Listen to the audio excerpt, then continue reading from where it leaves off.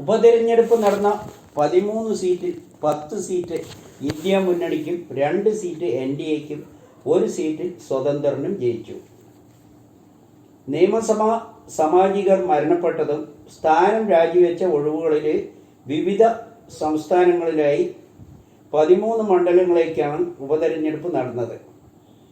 ബീഹാർ, ബംഗാൾ, തമിഴ്നാട്, മധ്യപ്രദേശ്, ഹിമാചൽ പ്രദേശ്, പഞ്ചാബ് തുടങ്ങിയ 7 സംസ്ഥാനങ്ങളിലേക്കാണ് തെരഞ്ഞെടുപ്പ് നടന്നത്.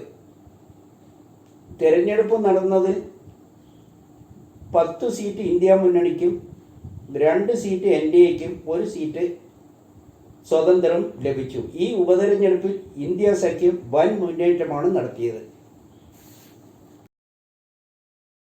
ജമ്മു കാശ്മീർ പുനഃസംഘടന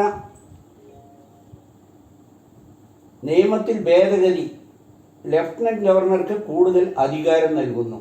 ജമ്മു കാശ്മീർ ലഫ്റ്റനന്റ് ഗവർണർക്ക് കൂടുതൽ അധികാരം നൽകിക്കൊണ്ടാണ് കേന്ദ്ര ആഭ്യന്തര മന്ത്രാലയം 2019 ജമ്മു കാശ്മീരിൽ പുനഃസംഘടന നിയമം ഭേദഗതി ചെയ്ത 55-ാം വകുപ്പ് പ്രകാരം നൽകിയിട്ടുള്ള അധികാര വിനിയോഗ ചട്ടത്തിലാണ് ഭേദഗതി വരുത്തിയത്. രാഷ്ട്രപതി ദ്രൗപദി മുർമു അംഗീകാരം നൽകിയ ഭേദഗതി നിയമം വെള്ളിയാഴ്ച ഗസറ്റിൽ പ്രസിദ്ധീകരിച്ചു. കാശ്മീരിൽ ഉപതെരഞ്ഞെടുപ്പിനുള്ള ഒരുക്കങ്ങൾ നടക്കുന്നതിനിടയിലാണ് ഈ നടപടി. കേവല ഭൂരിപക്ഷം ഇല്ലെങ്കിലും മനസ്സിൽ ഉറപ്പിച്ച കാര്യങ്ങൾ നടത്തുമെന്നാണ് പറയുന്നത്. പ്രകാശ് ബാബുവിനെ വീണ്ടും ഒഴിവാക്കി CPI ആനി രാജയെ ദേശീയ സെക്രട്ടേറിയറ്റിലേക്ക് നിർദ്ദേശിച്ചു. മുതിർന്ന നേതാവ് പ്രകാശ് ബാബുവിനെ വീണ്ടും ഒഴിവാക്കി CPI സംസ്ഥാന നേതൃത്വം. ദേശീയ സെക്രട്ടേറിയറ്റിലേക്ക് ഉള്ള ഒഴിവിൽ പകരം ആനി രാജയെ നിർദ്ദേശിച്ചു. സംസ്ഥാനത്തെ ഏറ്റവും സീനിയറായ ദേശീയ എക്സിക്യൂട്ടീവ് അംഗമായ പ്രകാശ് ബാബുവിനെയാണ് ഒഴിവാക്കിയത്. ആനി രാജയെ നിർദ്ദേശിച്ചത്. ആനന്ദ് രാജേന്ദ്രന്റെ ഒഴിവിലാണ് ആനി രാജയെ കേരള ഘടകം നിർദ്ദേശിച്ചത്. രാജ്യസഭാ സീറ്റിൽ നിന്നും പ്രകാശ് ബാബുവിനെ ഒഴിവാക്കിയത് തന്നെ വിവാദമായിരുന്നു. പക്ഷേ പ്രകാശ് ബാബു പാർട്ടി മെമ്പറായി തുടരുമെന്നും എനിക്ക് ഒരു അധികാരവും സ്ഥാനവും വേണ്ട എന്നുമാണ് പറയുന്നത്. പ്രമോദ് കൂട്ടുളിയെ പ്രാഥമിക അംഗത്വത്തിൽ നിന്നും CPM പുറത്താക്കി. PSC കോഴയിൽ പ്രമോദ് കൂട്ടുളിക്കെതിരായ നടപടി CPM കോഴിക്കോട് ജില്ലാ കമ്മിറ്റിയിൽ ഭിന്ന അഭിപ്രായം. പാർട്ടി പ്രതിസന്ധിയിലായി. PSC അംഗത്വം വാഗ്ദാനം ചെയ്ത് കോഴ വാങ്ങിയ എന്ന പരാതിയിൽ CPM Kozhikode town area committee അംഗം പ്രമോദ് കോട്ടൂളിനെതിരെ നടപടിയെടുക്കാനായി ചേർന്ന ജില്ലാ കമ്മിറ്റി ഭിന്നാഭിപ്രായം ഉണ്ടായെന്നും പ്രമോദ് കൂട്ടോളിയെ പുറത്താക്കണമെന്ന ഒരു വിഭാഗത്തിൻ്റെ അഭിപ്രായത്തിലാണ് തർക്കമുണ്ടായത്. പ്രമോദ് കൂട്ടോളിയെ പുറത്താക്കാനുള്ള ജില്ലാ സെക്രട്ടേറിയറ്റ് യോഗത്തിൽ തീരുമാനമാണ് ജില്ലാ കമ്മിറ്റി ചർച്ച ചെയ്തത്. മന്ത്രി മുഹമ്മദ് റിയാസിനെ അനുകൂലിക്കുന്ന വിഭാഗം ആവശ്യപ്പെടുന്നത്.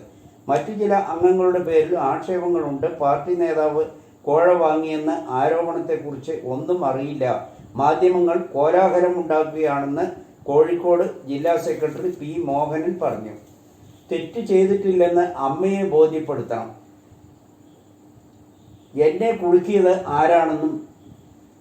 ആരാണെന്ന് ആളിൻ്റെ വീട്ടിൽ മുന്നിൽ സമരം ചെയ്യുക.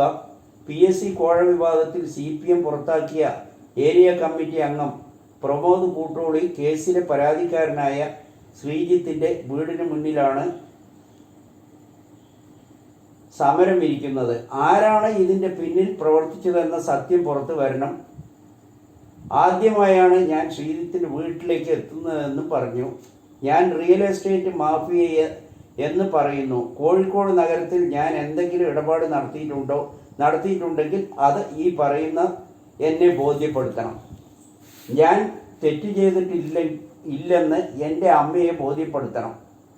മകനായതിനു ശേഷമാണ് ഞാൻ സഖാവായത്. 22 ലക്ഷം രൂപ ഞാൻ കോഴ വാങ്ങിയിട്ടുണ്ടെങ്കിൽ തെളിവ് തരണം.